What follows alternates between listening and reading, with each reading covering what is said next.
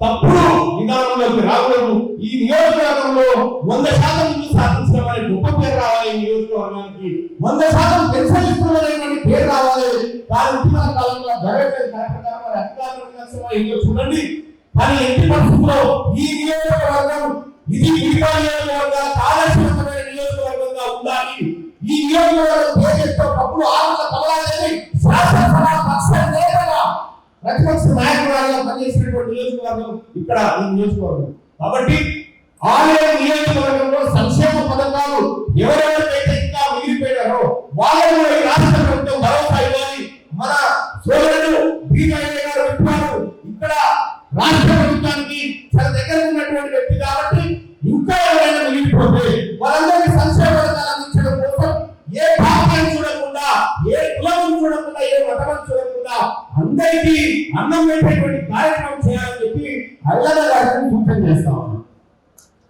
ఇక రెండవ విషయం ఏంటంటే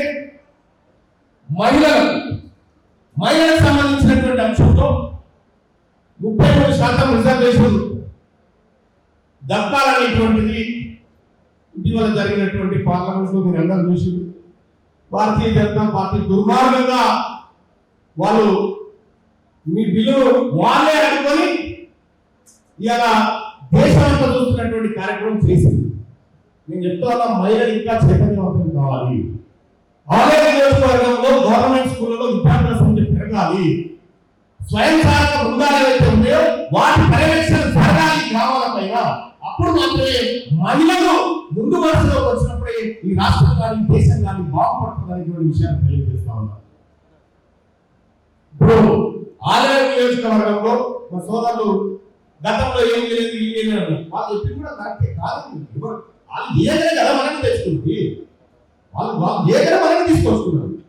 ఒకవేళ నేనే ఈ డిగ్రీ పెట్టాలని గీడెకి పెట్టే పరిస్థితులు హైదరాబాద్లో పెట్టుకుంటా, ఇంకేమైనా వేరే మీద పెట్టుకుంటా.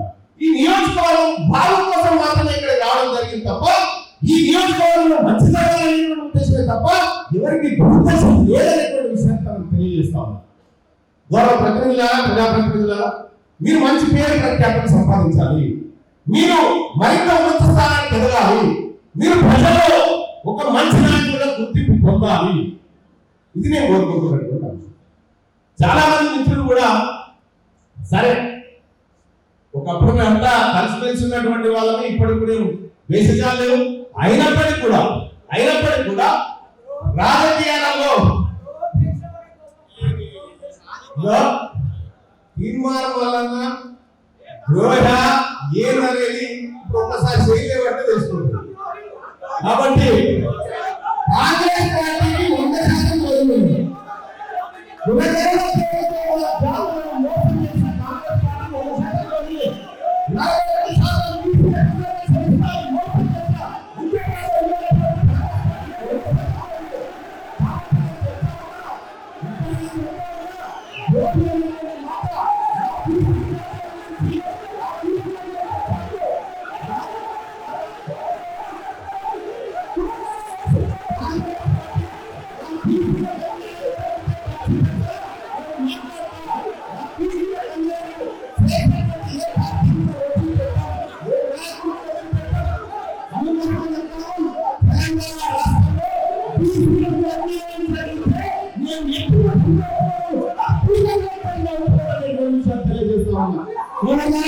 మా కడుపు వస్తుంది తెలంగాణ రాష్ట్రంలో ఏ ఖాళీలో కాబట్టి చెప్తా ఉన్నా ఒకటే చెప్తా ఉన్నా తెలంగాణ రాష్ట్రంలో బీసీలకు న్యాయం జరగాలి, బీసీలకు మరింత రిజర్వేషన్ దక్కాలి, బీసీలకు పట్టాగా రావాలనేటువంటి విషయాన్ని తెలియజేస్తూ నాకు కాంగ్రెస్ పార్టీ బీజేపీ టీఆర్ఎస్ నాకు ఏమీ కాదు.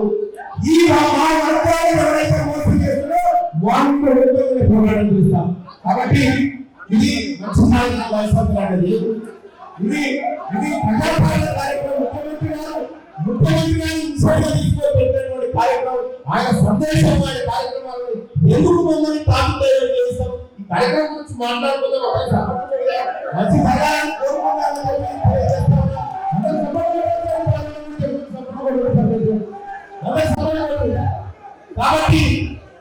కాబట్టి అందరికీ కూడా అందరూ కూడా ఒకటే మాట, రాజధాని ఏమీ లేదు, ఎవరికి సమస్య ఎవరికి ఏం రాలేదని ఒకటైతే వాస్తవం. ఆలయం నియోజకవర్గం చరిత్రలో గొప్పగా నిలబడాలి, ఇది తీర్మానం చెప్పబోతున్నటువంటి అంశం.